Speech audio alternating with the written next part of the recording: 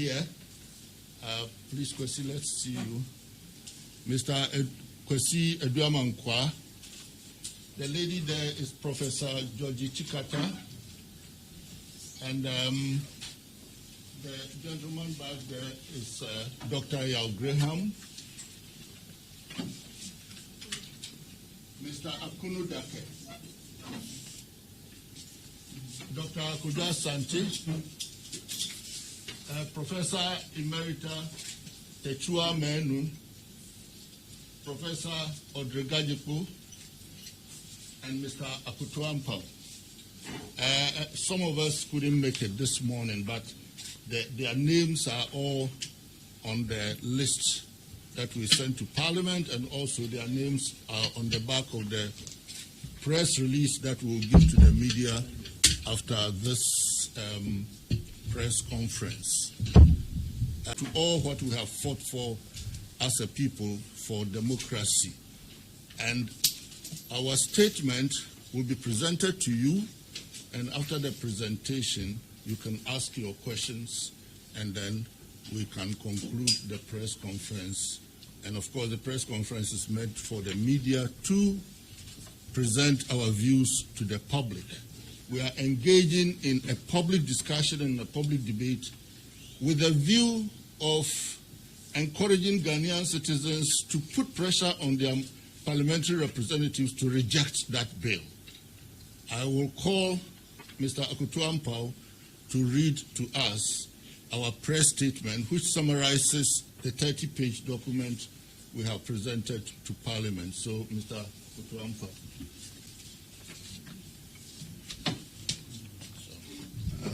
Thank you, Professor Kalkari, and good morning,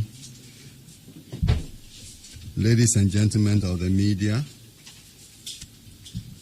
We have invited you here today to share a memorandum we have presented to Parliament on the promotion of proper human sexual rights and Ghanaian Family Values Bill 2021.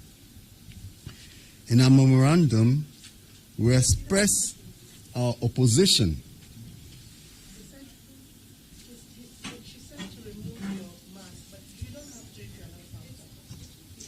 Okay. Now, in our memorandum, we express our position to the passage of a bill which we believe threatens to undermine the rights and freedoms Ghanaians have fought for and gained as citizens of a democratic republic. We therefore call on the freedom-loving people of Ghana to ask their representatives in Parliament to reject this dangerous bill and ask you to disseminate our views on the issue. Our opposing the bill is contained in the text of a 30-page memorandum we submitted to Parliament this dangerous bill and ask you to disseminate to the public our views on this issue. Our rationale for opposing this bill is contained in a 30-page memorandum we have presented to Parliament on 30th September 2021, which we urge you to read in full. However, we would like to give you a summary of what is contained in the memorandum we submitted. Now, the LGBTQ plus bill, currently before Parliament, is a major step backward for democracy, inclusiveness, the protection of minorities and the vulnerable in our society, and of fundamental human rights in Ghana. The bill constitutes a flagrant violation of the rights and freedoms guaranteed under the Constitution, and in our view is an existential threat to our republic and its core values as set out in the preamble Chapter 5 on fundamental human rights, and Chapter 6 on the directive principles of state policy of the 1992 Constitution. Now, the bill violates virtually all the key fundamental freedoms guaranteed under the Constitution. Article 11, Article 15, Article 18, Article 21, Article 26, namely, the right to freedom of speech and expression, the right to freedom of thought, conscience, and belief, including academic freedom, the freedom to practice any religion and to manifest such in practice, which implies the freedom not to practice any religion, the right to assemble, including the freedom to take part in processions and demonstrations, the freedom of association and the right to organize, the right to freedom from discrimination, and the right to human dignity. In essence, the provisions of the bill are so egregious in their violation of these fundamental human rights and freedoms that it beggars belief that they could be introduced as a bill in the House of Parliament. With all due respect, we consider it unbecoming of the Parliament of our Republic, one of the key pillars of our constitutional democracy, to initiate such a fanatical crusade of intolerance and extremism in the 21st century, in direct contravention of the provisions of our democratic constitution.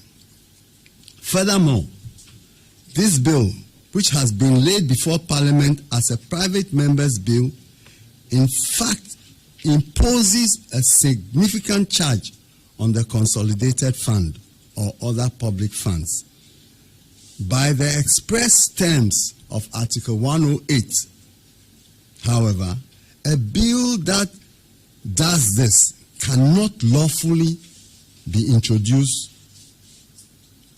or acted upon by Parliament as a private member's bill. Accordingly, the introduction of the LGBTQ plus bill as a private member's bill in Parliament, irrespective of merits or demerits, constitutes a direct and gross violation of Article 108A(2) and is therefore unconstitutional. Now, the bill in its memorandum quotes the view expressed by the National House of Chiefs that being LGBTQ plus is, quote, a taboo and inhuman under Ghanaian culture. That statement, with all due respect to our traditional rulers, stigmatizes the very being and identity of LGBTQ plus persons and denies them their humanity. It directly violates Article 15(1) of the Constitution, that the dignity of all persons shall be inviolable. Importantly, by stigmatizing LGBTQ plus persons as inhuman, the bill reinforces hatred for those persons and implies they have no place in our society and deserve to be eradicated. If you are inhuman, you have no place in our society as a human being.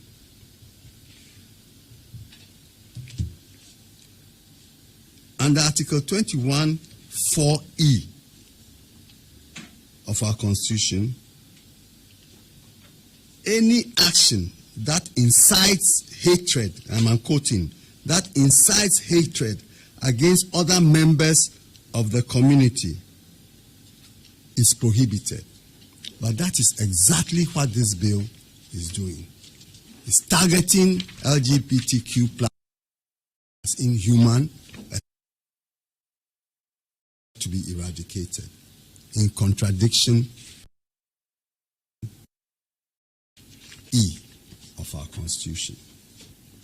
The bill in Clause 2 goes of criminalizing and prohibiting ideas, views, and expressions promoting or advocating support for LGBTQ plus practices, including ideas in films or broadcasting of LGBT comments or opinions on the internet, even text messages that express support or sympathy, solidarity with LGBTQ plus identity, cause, views, and activities.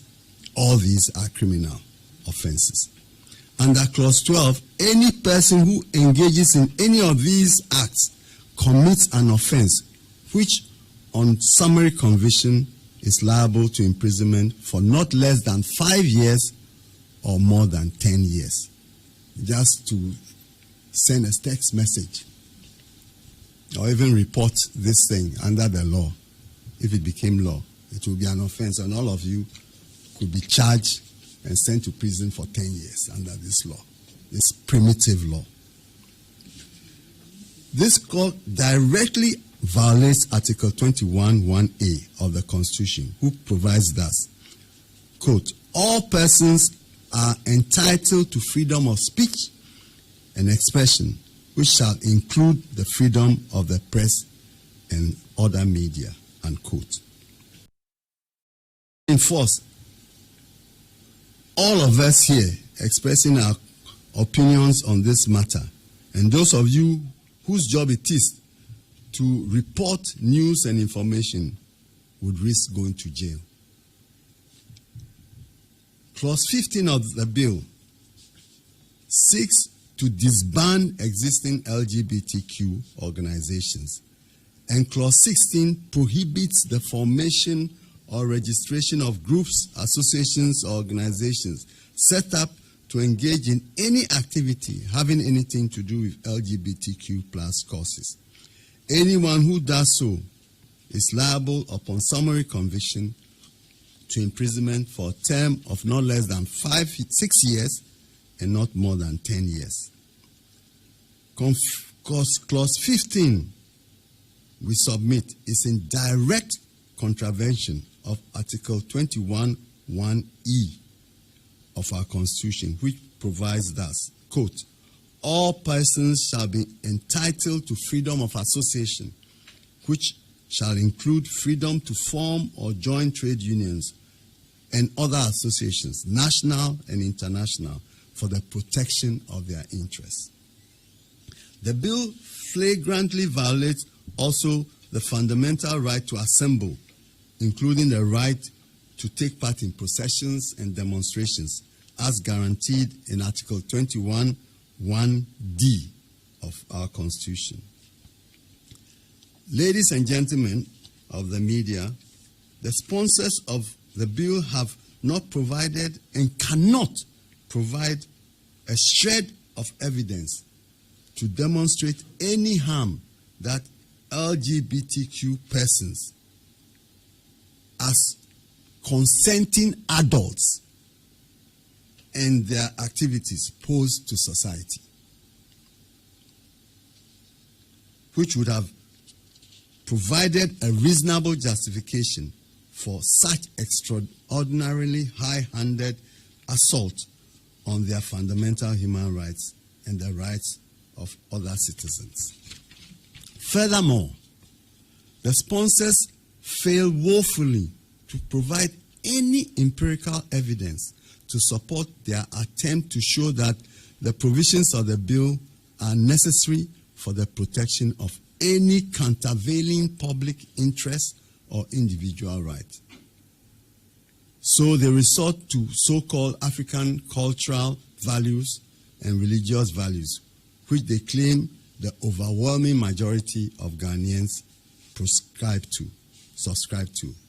However, what the bill sponsors singularly misconceive is the following. protecting fundamental human rights does not simply mean protecting the beliefs and interests of the overwhelming majority. It also means protecting the rights and freedoms of minorities and historically vulnerable groups such as LGBTQ plus persons.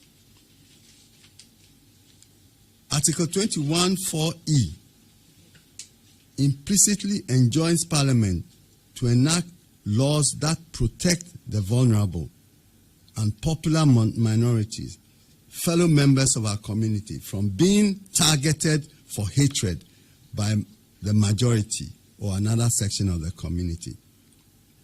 The fact that the bill purports to make provision for criminalizing individuals who take the law into their hands by attacking or even lynching LGBT persons is no protection against the actual license that the bill gives the public to consider that LGBT persons are inhuman and alien to Ghanaian culture. Another pernicious provision in the bill,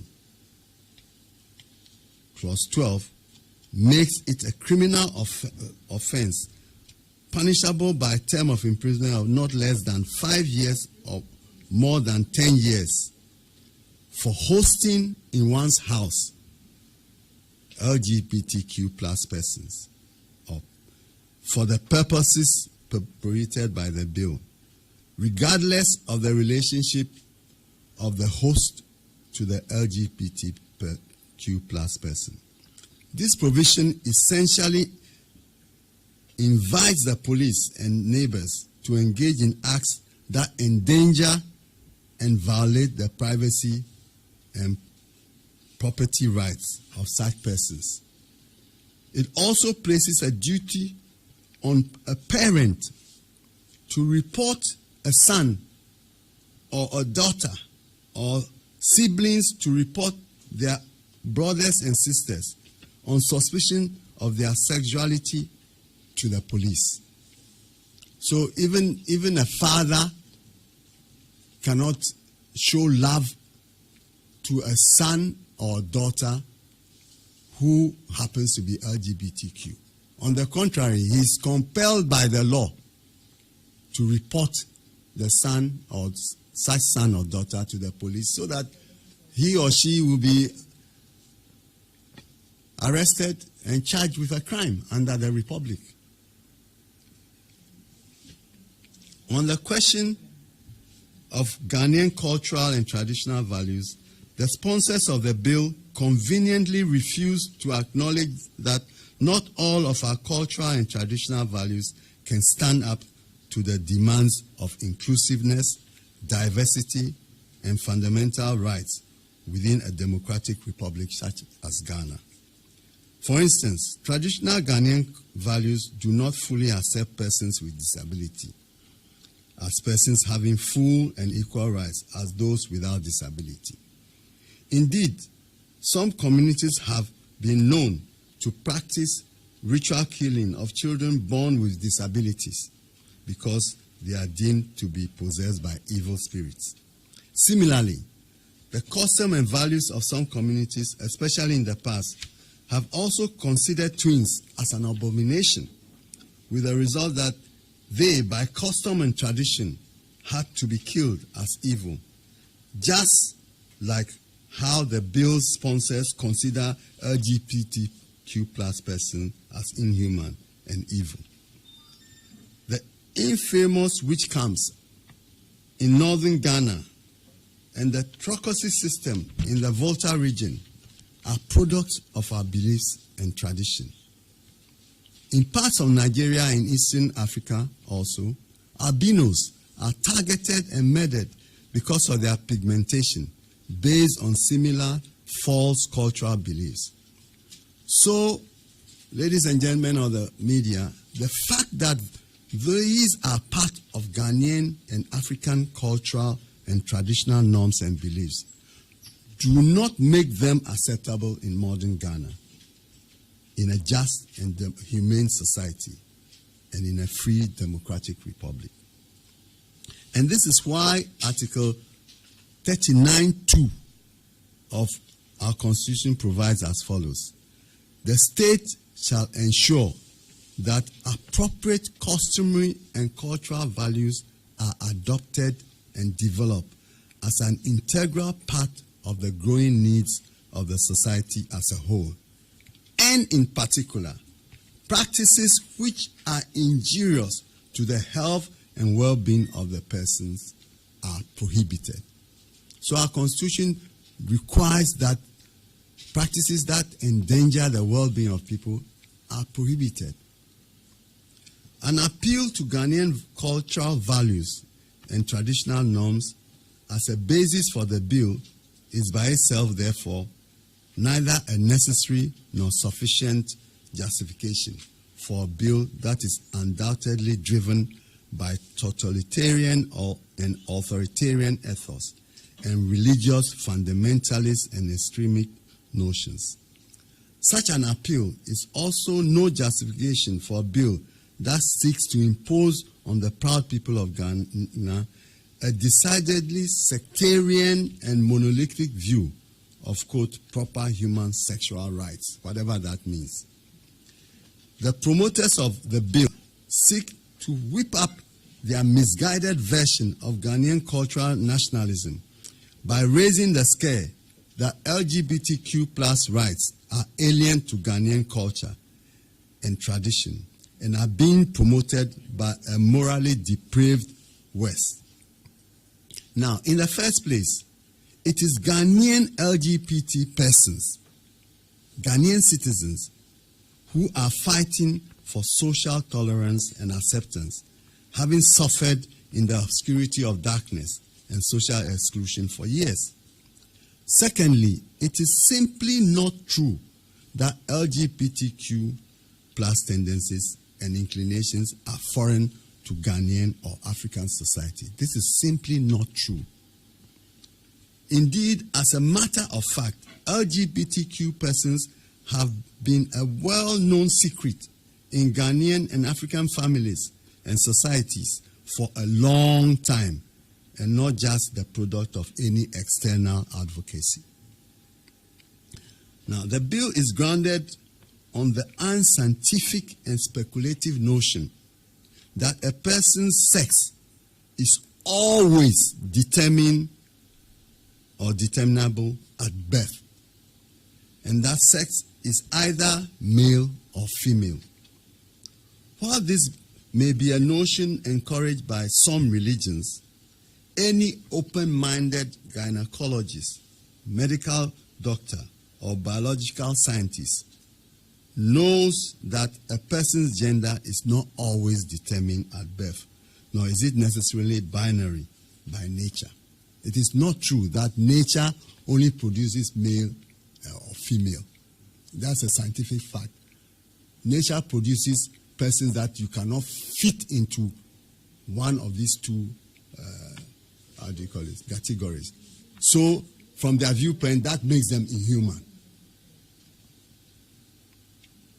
Now, so, for example, it's a scientific fact that in all societies, there are persons born intersex with reproductive or sexual anatomies that do not fit the boxes of male or female. That's a scientific fact. In our respective view, this fact alone destroys the very foundation upon which the bill is built, that men and women or human beings at birth are either men or women. And therefore, if you are not that, your identity needs to be criminalized. That foundation is gone. Now, the bill again argues that LGBTQ plus activities threaten the heterosexual family unit as the foundation of society, and that permitting LGBTQ activities to flourish is a threat to society and even the human species. The proposers of this far-reaching claim, however, have not provided any data or evidence to suggest that there is such a threat beyond a resort to some dogmatic religious tenets and so-called Ghanaian family values. In our respectful view, any serious discussion of or concern for maintaining Ghanaian family values ought first of all to begin with addressing the rampant issue of pregnancy of young women and teenagers out of wedlock and their abandonment after the act by their male partners. That is one of the most critical acts that clearly undermine Ghanaian family values. Another rampant social activity that undermines the family as a unit and family values in Ghana are extramarital relationships. Yet, the apostles of Ghanaian family values are conveniently unconcerned about these manifest realities. In its attempt to demonize LGBTQ plus persons, the bill seeks to associate LGBTQ plus persons with pedophilia. Yet, the memorandum to the bill has not provided any material evidence linking LGBTQ persons with the abuse of minors. It needs to be stated that current law rightly prohibits, on the pain of grave punishment, any sexual relationship with a child, whether heterosexual or homosexual. So we don't need it. As we all know, news reports continue to confirm public anxiety about the crime of defilement, which is mostly perpetrated by heterosexuals. Some Christians and Muslims, and here we need to be clear that we recognize fully the significant contributions that the Muslim and Christian community have made to Ghana and its development. That is not the issue here.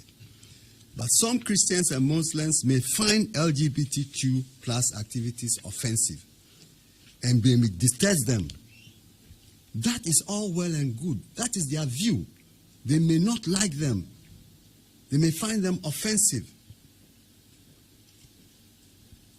As persons with strong religious view, although such attitudes, in our view, do little in promoting a diverse, tolerant, and inclusive society.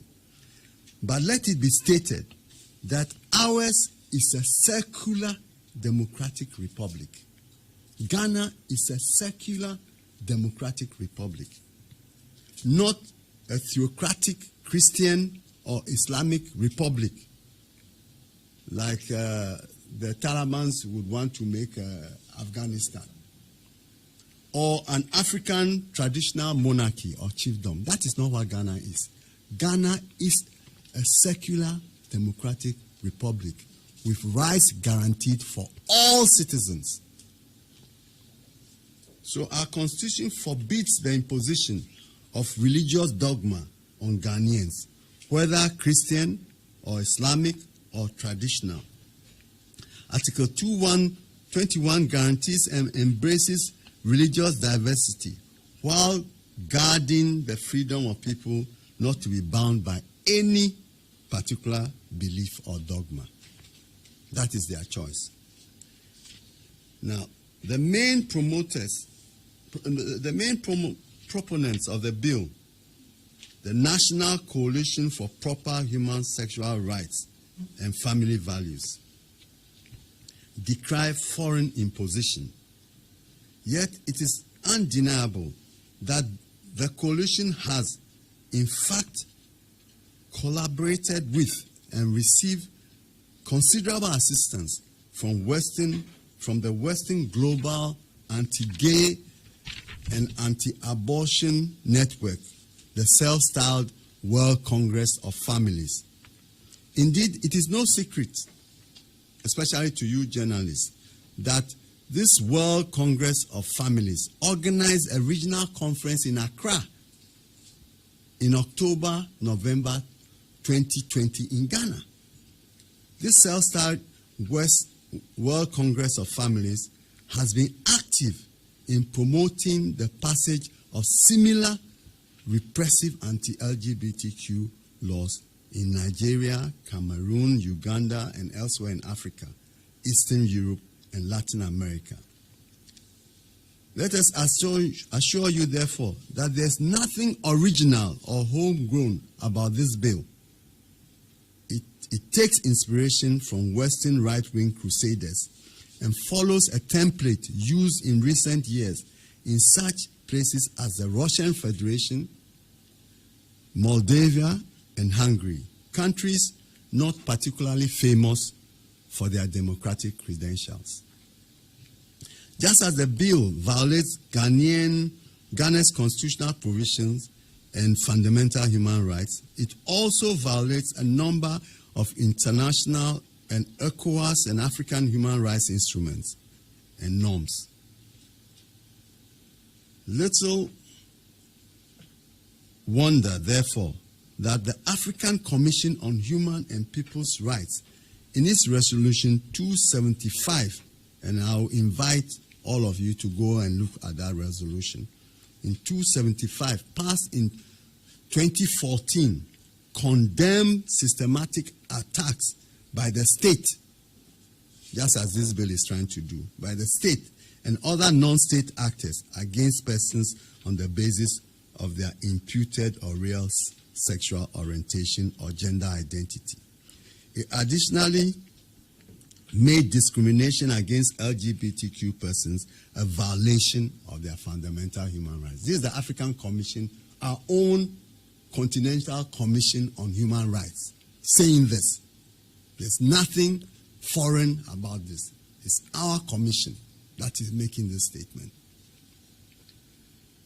A number of African courts have also upheld the rights of LGBT plus persons, that is progressive African courts, to protection against discrimination and the enjoyment of their fundamental human rights.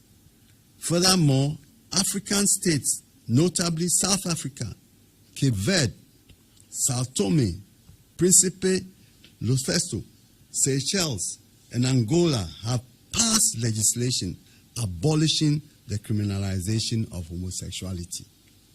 How much more Ghana, which claims to be the leading beacon of democracy on our continent, going a step backwards?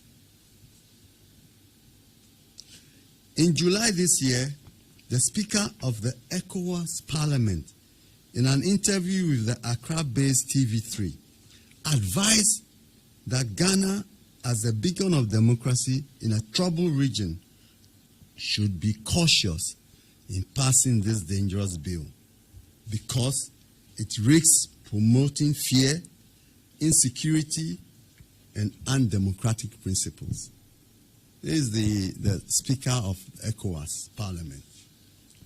We seriously urge our parliamentarians to take this warning from the Speaker of the Parliament that they are represented in very, very seriously. Ladies and gentlemen of the media, as far back as November 1992, that's a few months after our constitution came into force,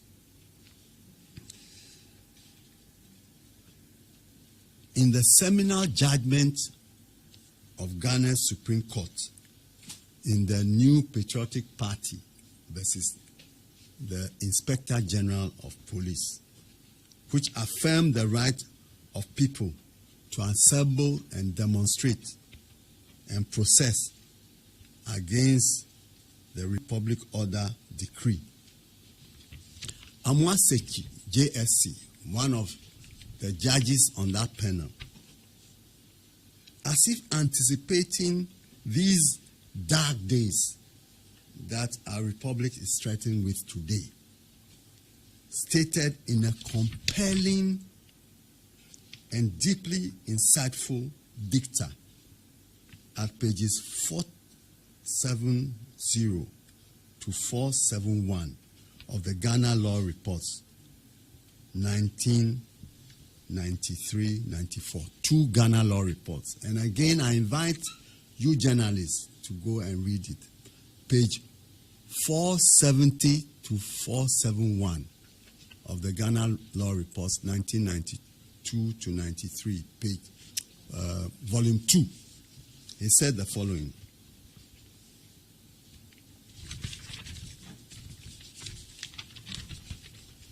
Quote, in countries that practice true democracy, supporters and opponents of every conceivable cause are given freedom to associate and express their views.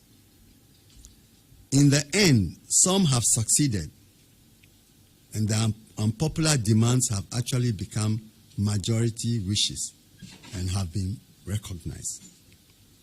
The examples are the anti-slavery groups in the 18th century and the 19th century America, and the suffragettes of both countries at the beginning of this century, that is the 20th century, not the 21st century. In this day and age, it is necessary for us to see that consent, not force, is the basis of a just society, and that it is not for government or our neighbor to tell us what to think or feel or do. Except in a time of war, when a state of emergency has been declared, it cannot be right for any agency of the executive to suppress the free expression of any opinion, however unpopular that opinion may be. In absolutism, the anarchists, those who oppose equal rights for women, and yes, lesbians and homosexuals too, are all entitled to free expression of their views and their right to assemble and demonstrate in support of those views. Once the state takes for itself the power to license association, assemblies, and processions, it resorts to support of the status quo. And the only way of changing the prevailing state of affairs is by the use of force, unquote. Ladies and gentlemen of the media, that decision was delivered as far back as 1992.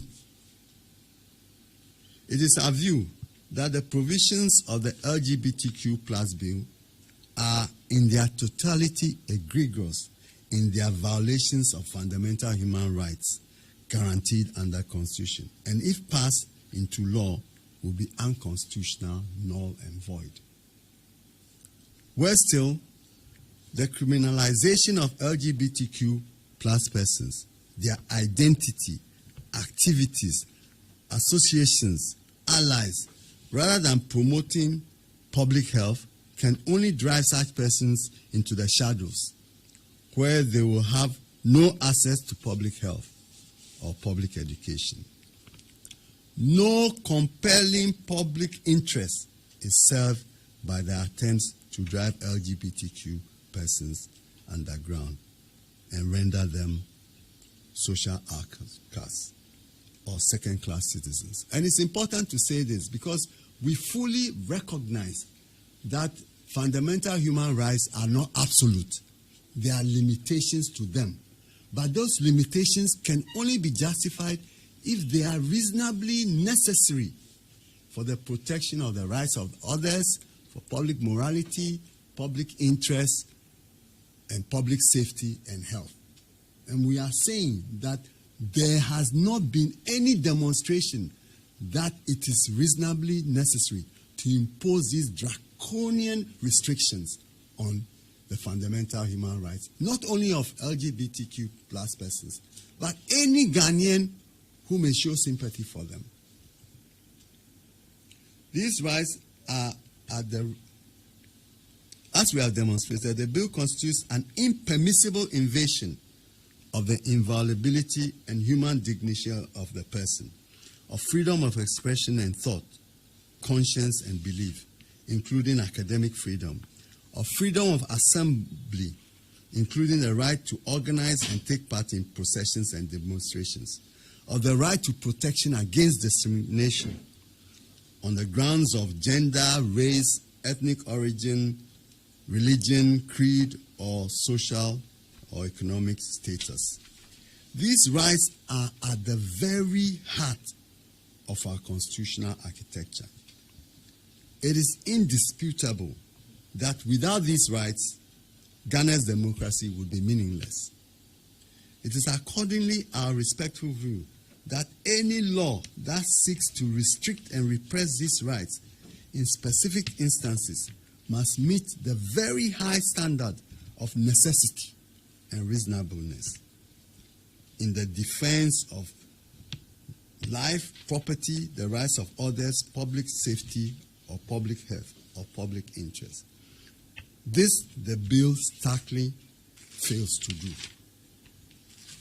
Ladies and gentlemen of the media, when all the fanciful justifications supposedly grounded in culture, tradition, and religion are stripped off their beguiling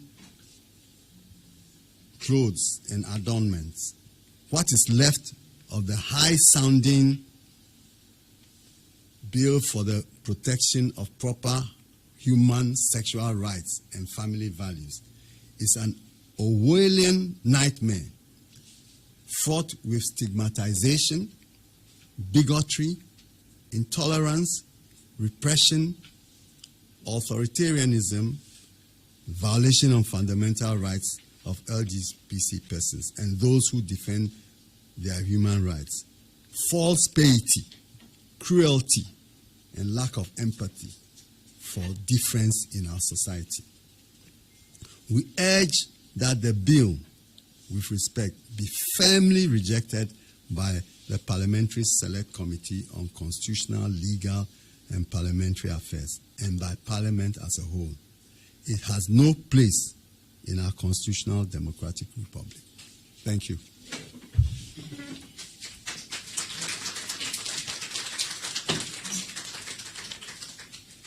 Thank you, Mr. Akutuampo. That is the statement. The media people will get copies. There are a number of key issues here. First and foremost, the premise that LGBTQ people are human beings. Unless you recognize that they are human beings, then you will support a bill like this. Secondly, some of the disturbing issues are that a parliament constituted on the constitution that we have would tolerate a bill like this, which clearly undermines all what Parliament is about for our democratic republic. But there are other institutions that we ought also to express concern about. The ruling MPP party calls itself a liberal party. How can any serious-minded liberal party tolerate or support something like this that undermines everything that progressive liberalism is about? Similarly, I do not know any civilized social democratic government or party that will promote and propose such a bill. And so we urge you, the media, as Mr. Akutuampa has said, to look at all these references. But you see, the promoters of bills like this, they are a danger to the society because they know that the majority of citizens in any democracy, whether it's Ghana or Sweden or wherever, do not and ought not necessarily know what is in a constitution. The majority of the Ghanaian people, the majority even of media people, it's even possible that the majority of lawyers have not and will not read what is in the bill. You see, so proponents of such things prey on the ignorance of the majority of the people. And all they do is use fear. And because homosexuality and allied social practices are very old, prejudiced acts, they prey on the emotions of people. We have to be vigilant. This is how democracies can be undermined using democratic, democratic, processes and so on. We are here, and if we go to sleep, it is our parliament that will undermine the democracy that we have. That is why we concerned individuals here are alerting our society through you. The issue here is not about whether you like or dislike homosexuals, lesbians, and so on. The issue here is our democracy, our human rights, and the implications such a dangerous bill have for our own rights and freedoms. So the floor is open, and your questions are accepted, are welcome. And any of my colleagues here may also join in further elucidating on. But again, let me remind you that you should give your WhatsApp address, and we'll send copies of the original document to you for your study. Let me also inform you that Parliament reconvenes on Tuesday, the 19th of this month. We are going to publish the full text in the daily graphic, and people will see it and pull it out and keep it and study. In that week also, we are proposing or planning to organize a symposium, a public symposium, and to invite the proponents of this danger to join us. If they are tolerant people, and they want open discussion of their heinous ideas, we are inviting them to join the debate. So please keep a note of that. We will announce all of these things. They are all part of activities we think we must do in public so that this pernicious law does not come to be passed. And we should also note that if Parliament makes the mistake to pass such a bill, and our president assents such a bill, that president is therefore under that he swore to this country to protect our rights. So it's a danger for everybody who supports such a bill. So your questions are welcome, ladies and gentlemen.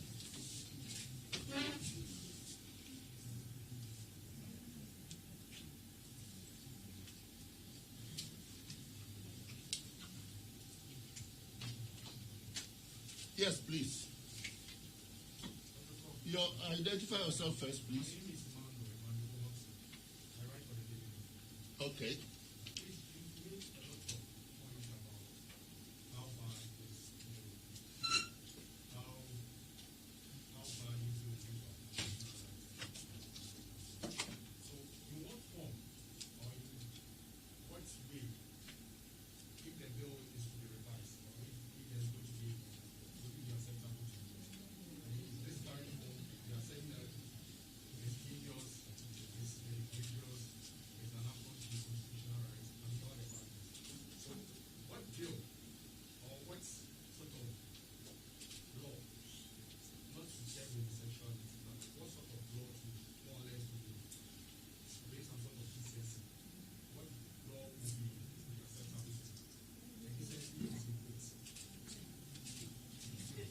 I don't know, my colleagues can answer here, or Techua, Kojo, any of you, you want to? Thank you very much.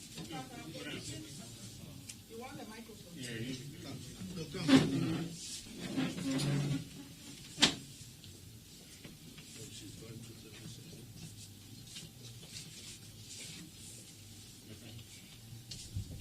So thank you very much for your question. Our contention is that the bill is unnecessary, that we have sufficient provisions in our law to deal with any offenses. We are saying that to be a lesbian or gay is not an offense. That is an identity. It is guaranteed by the Constitution. So we are not here to revise the bill. We are saying that it is not necessary. One of the fears that has been expressed in this country is about the legalization of same-sex marriage. That is not what we are calling for. And we are saying that our law right now does not permit a marriage of same-sex couples. So we do not understand what this bill is about. If you are saying that somebody's identity is inhuman, what is the person supposed to do? We are saying that homosexuality is not pedophilia, that there is sufficient provision in our laws to guard against pedophilia, to guard against defilement, and we know that the majority of defilement cases in our country are committed by heterosexual persons, and there is sufficient provision in the law to deal with that.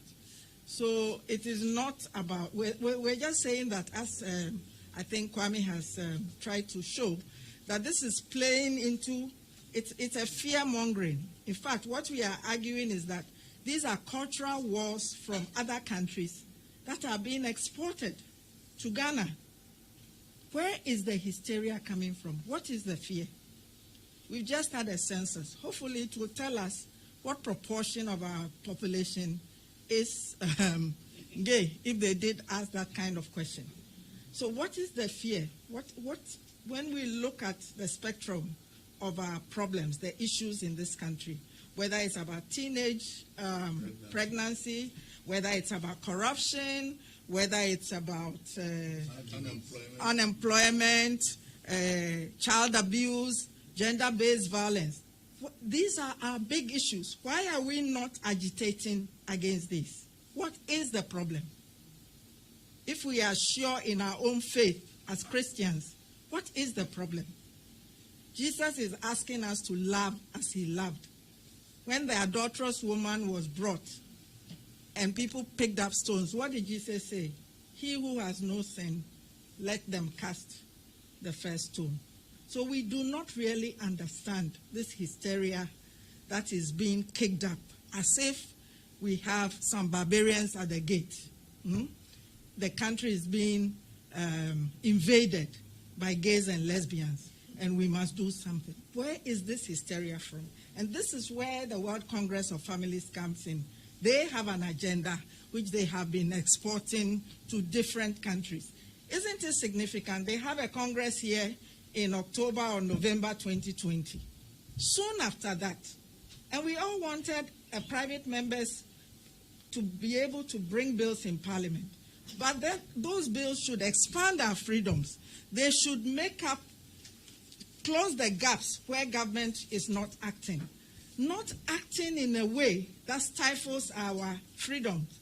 What is interesting, the first private members bill, the amendment to the Road Traffic Act, what was it trying to do? Protect unborn fetuses. Again, where does this come from? And then it is followed up by this promotion of proper. Who is to define what is proper? I have seen debates where people are even talking about sexual acts and sexual positions and what is proper, etc. Who are you to go into somebody's bedroom to legislate what they must be doing? We're talking about consenting adults. We're not talking about children. Any abuse of children is an offense. We are all against it. We are saying that we need to harness our energies elsewhere. So we are not interested in making it, revising it. We have a country where people are dying from communicable and non-communicable diseases. We cannot deal with it. And yet we are pretending that we can do conversion therapy. It's a joke. Even in countries with high-end medical services. This is a very fraught area.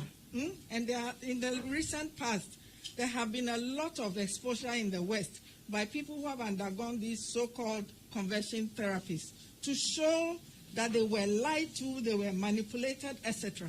And we live in a country where people are dying from malaria, from other communicable diseases, and now COVID, etc. We're not concerning ourselves with it.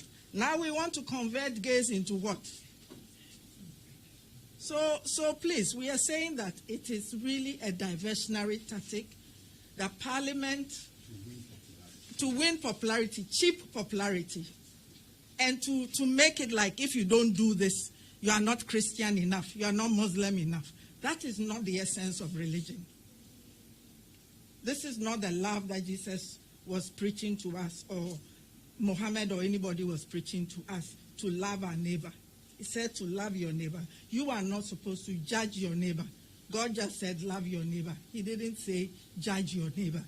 So I think that we really are talking about how we create tolerant and inclusive societies, not by talking about what is taboo and what is inhuman, but what we, the constitution that we have made for all Ghanaians, including gays and lesbians. We are not saying that anybody should be converted into gays or lesbians, or that you should like them, but you have to tolerate them. Some of the things that have happened when the people who were arrested in Ho and kept in prison for 3 weeks, the testimonies that they have given are horrendous. Some people have talked about police officers kicking them on the mouth, really subjecting them to torture. We should be ashamed as Ghanaians that we are allowing these practices to go on. That if there were not courageous lawyers, those people would have languished in jail. For what offense? Meanwhile, people who abuse children, they are allowed to go scot-free. People who beat their wives, what happens to them? You have a settlement, 300 cedis is paid to the family, and then the girls suffer for the rest of their lives. Why are we not outraged by this? This is happening every day. It is reported every day. Why are we not outraged by these kinds of issues? So we don't know what revision needs to be done. We are saying that it is not necessary. Thank you. Thank you very much. Anybody else? Yes, Kojo.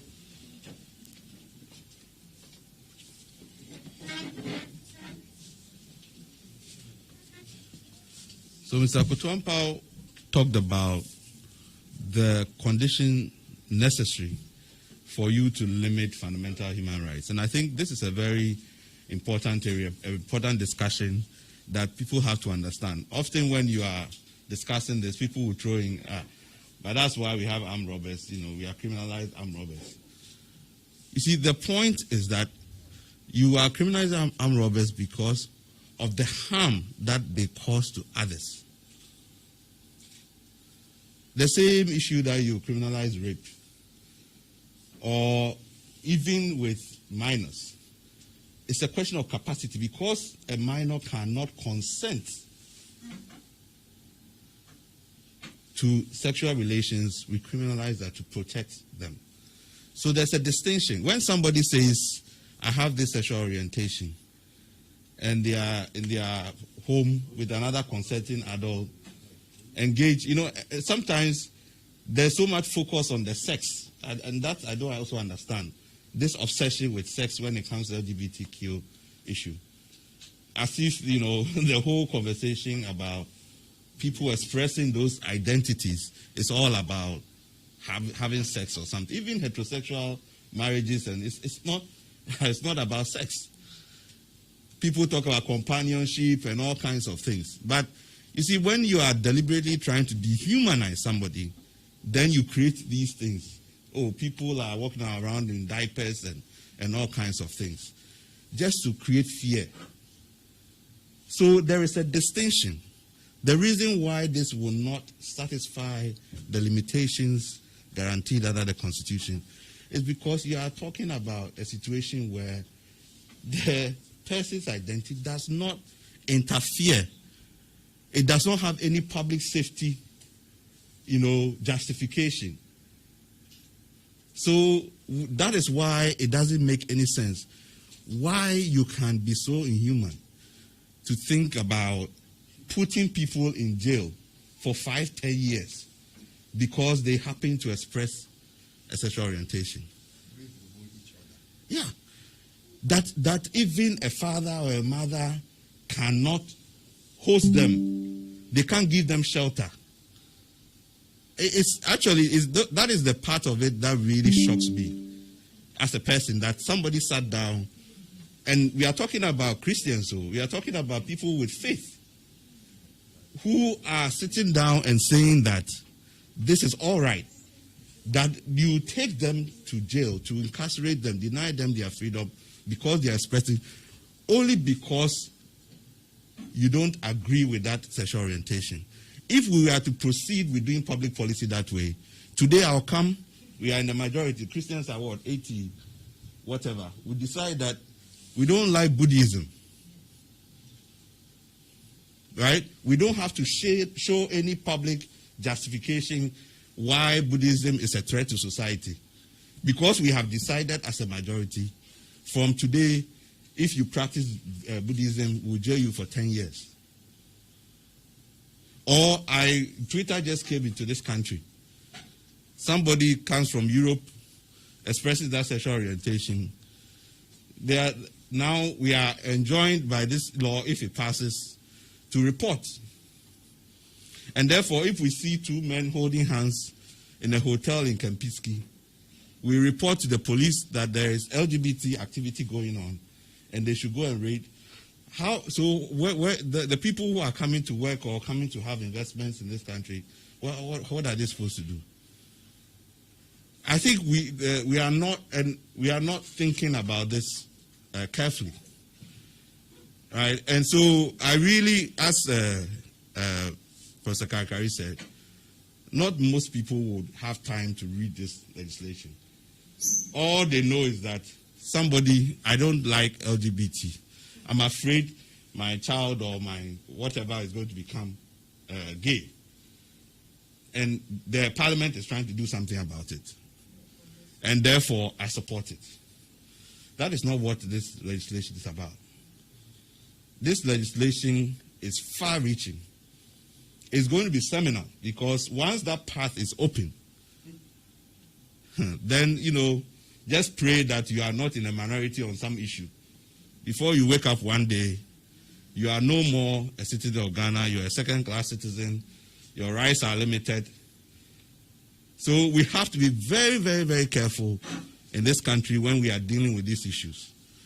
And if you are going to invite the state to step into private matters, you have to have a strong public justification. We all have our differences. The things you believe, the culture, the sort of values you have, I don't have, because it doesn't interfere with my ability to enjoy my fundamental rights. But if you are going to ask the state to come and regulate our private ideas and so on and so forth, then you have to have a strong public justification for it. It's not just because you believe in something. And this is the core of the issue. And once you open that door, as has happened in other countries, it will be a very difficult place to live in. So we are inviting you to really take your opportunity to read the main submission we made. We have copies summarized for the media. But we know media people, they like the quick ones. But please, take an opportunity to educate yourself as well, because I think you can only communicate better when you have educated yourself. All right, thank you. Thank you. Again, one of the things, yes. Yeah. Any more questions from you? Yeah. Anybody else? Any more? Yes, please. Yes.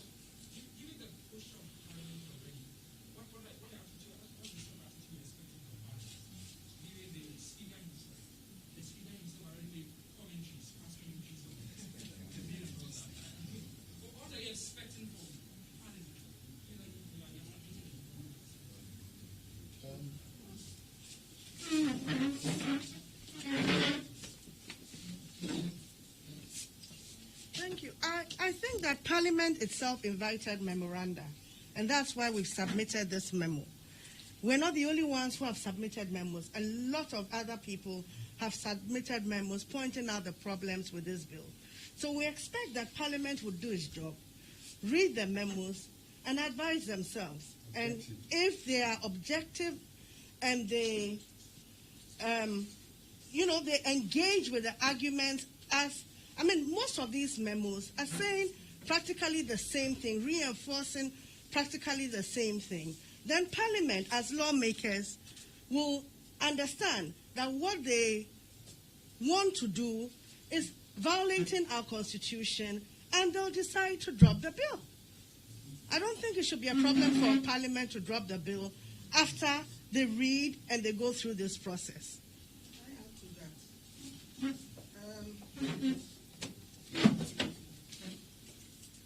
In fact, we do not think that Parliament has really engaged with the bill yet, and we are not prejudging the issue.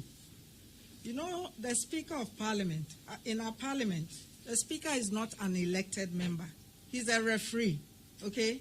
So I don't want to say anything that might lead me into contempt of Parliament. It's like a football match, right? Before the game. Yesterday, all of you were watching Man City and Liverpool.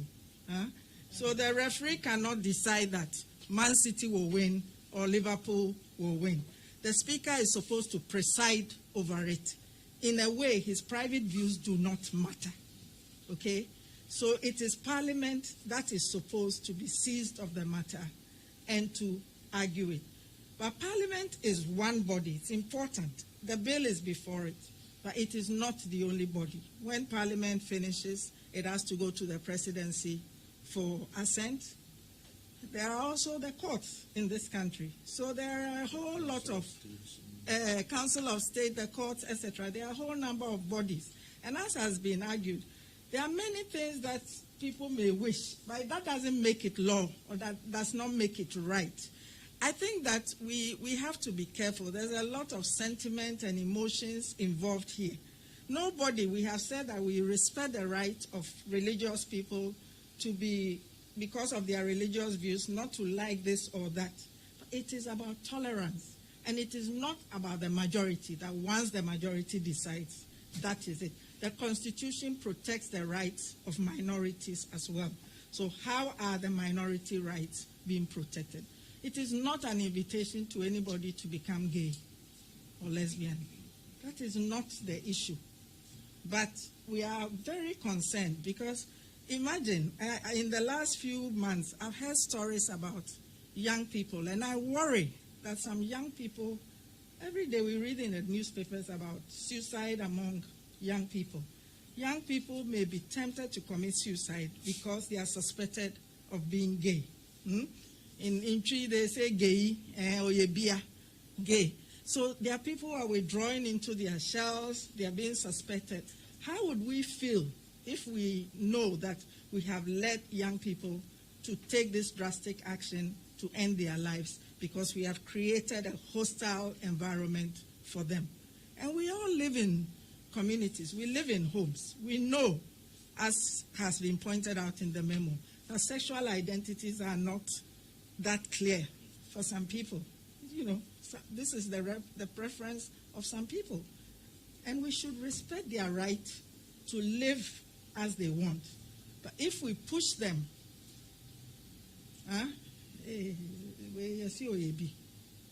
when the young person commits suicide, what have we really done? So Parliament is not there. We are waiting to hear what Parliament, we are as eager as you to find out what will be debated. We're not debating religious views. We're not debating religious preferences. It's about the rights that are enshrined in the Constitution. So each of the provisions in the bill has to be read against what is in the Constitution. And we know that the Constitution is paramount, okay? So how does this, the right of a parent to have, or any of us, to invite whoever we choose into our homes, that is part of it. And if we are to be sanctioned because that person is gay, that is intolerable, and that is not what the Constitution provides. Any more questions? Any more questions, please?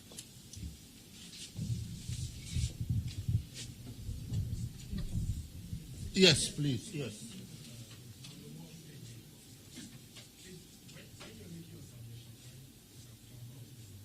Can you speak more Come forward a bit. Yeah.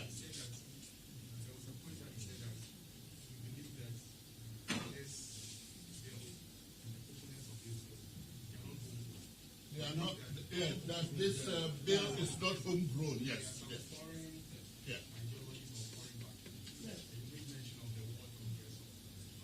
Yes.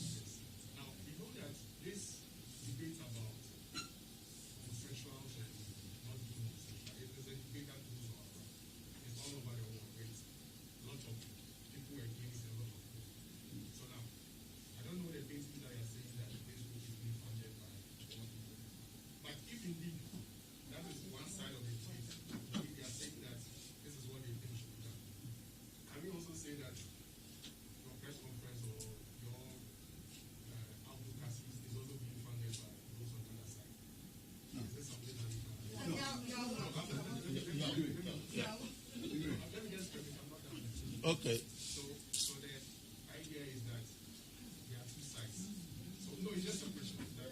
Is there any basis for you saying that it's being funded by the World Congress? And if there is, can you also say that they are also not funded, being supported by the other side? I think it's a legitimate question. No. Every question is legitimate. That's precisely the point we are making.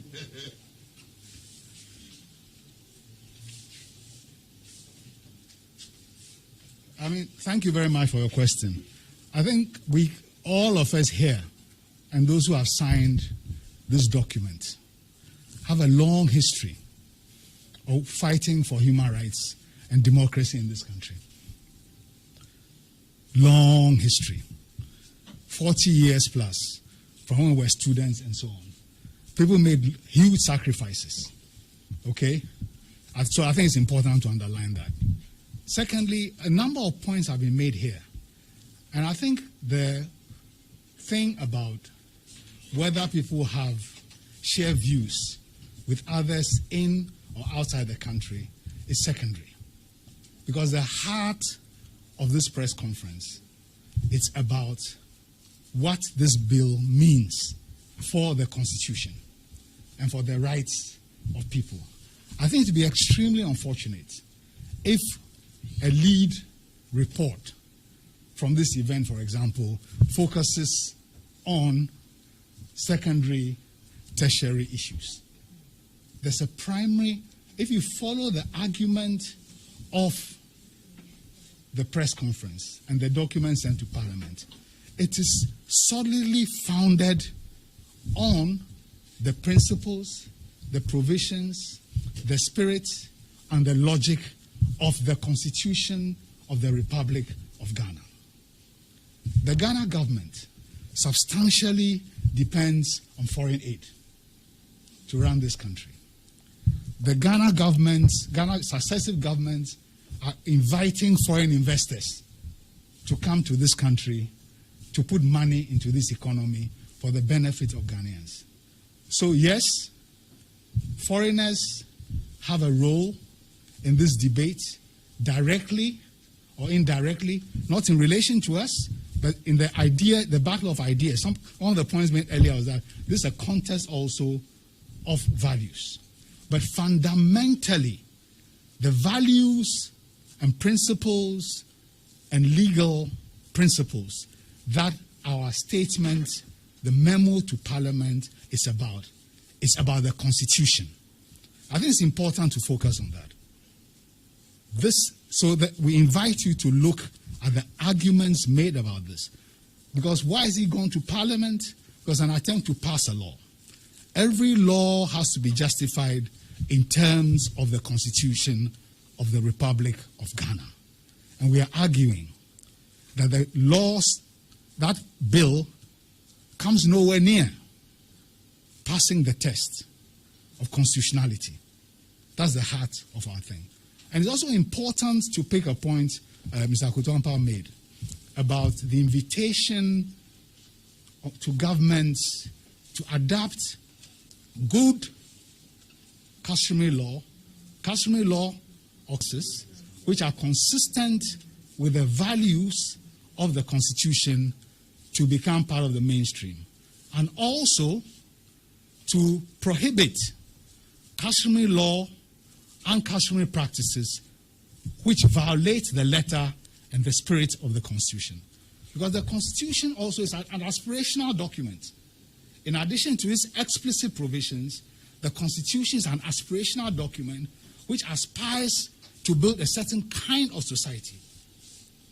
So all the claims about culture and so on have to pass the test of both the letter and the aspirations of the Constitution.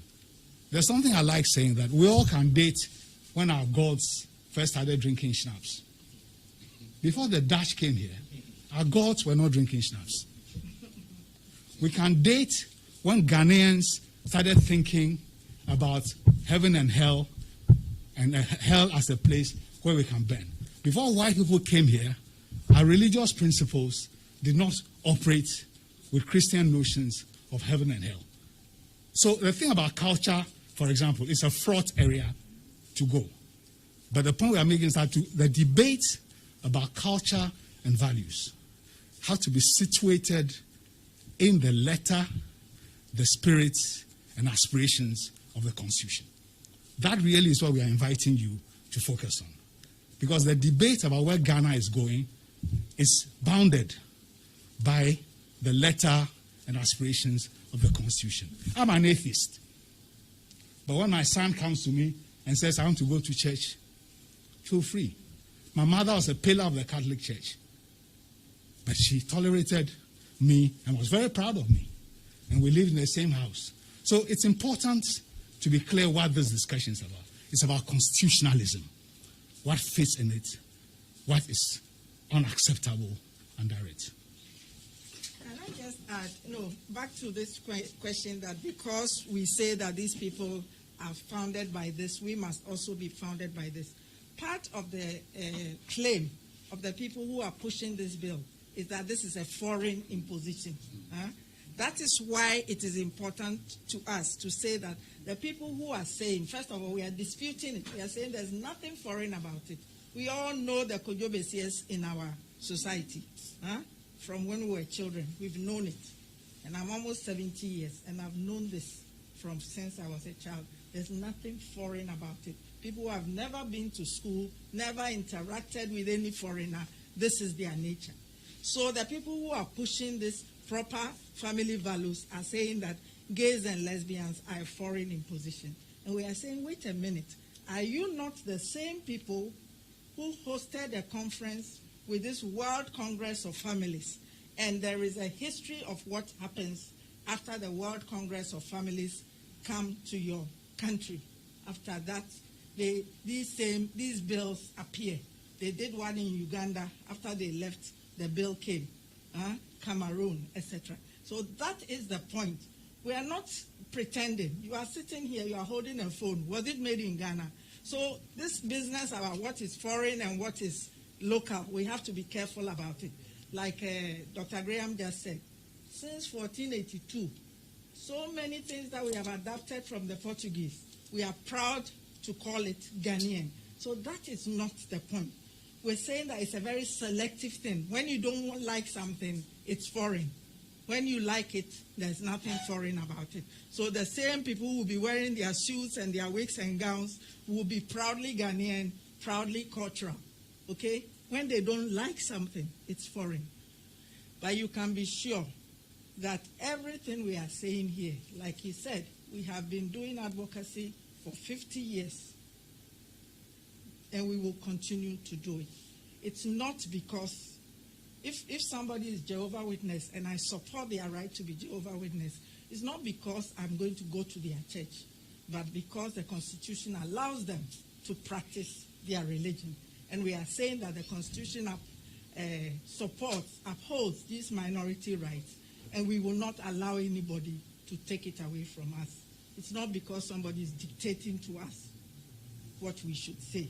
And we are not talking about foreign imposition. It's the ones who are talking about foreign imposition, that we are reminding them that we know who it is that they've been hobnobbing with.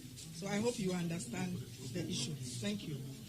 But also, let me say, no, just it's important to inform our friend that we here are not funded by anybody at all. I mean, that must be plain, because he said, could we assume that you are also? No, we are not funded. Look, when if you know us, if you know us, if you know these people, if you are a Ghanaian and you have lived here for as long as you're 30, 20, 40 years, and you followed public affairs and you know these people, you will not even contemplate that question, that we are doing what we are doing because somebody from overseas is supporting us. Nobody.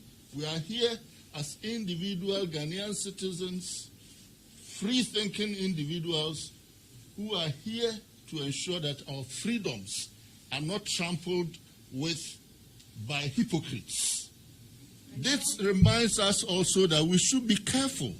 The bill is reminding us very clearly that actually it is not everybody in a democracy who wants and supports democracy. It is not everybody, even in parliament, who wants and supports democracy. And there are many or some in parliament, outside of it, in government, in churches, in mosques, who don't want democracy and who could use every means to undermine our democracy. That is what we are fighting against. Yes. Yes, please.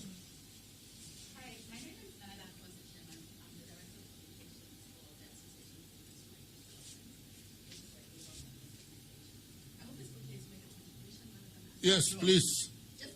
Do you mind coming? Come here.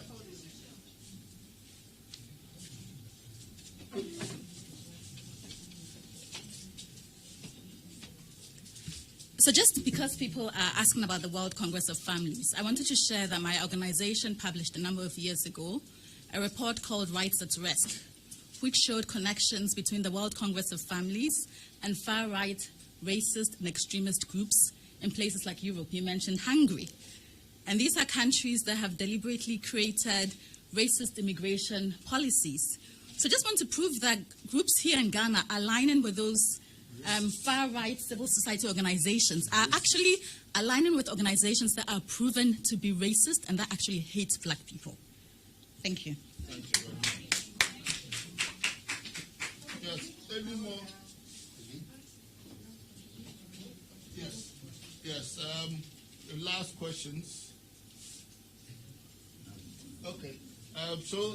Well, I think we have put out our statement, and as I said, we are pursuing this matter through a number of activities.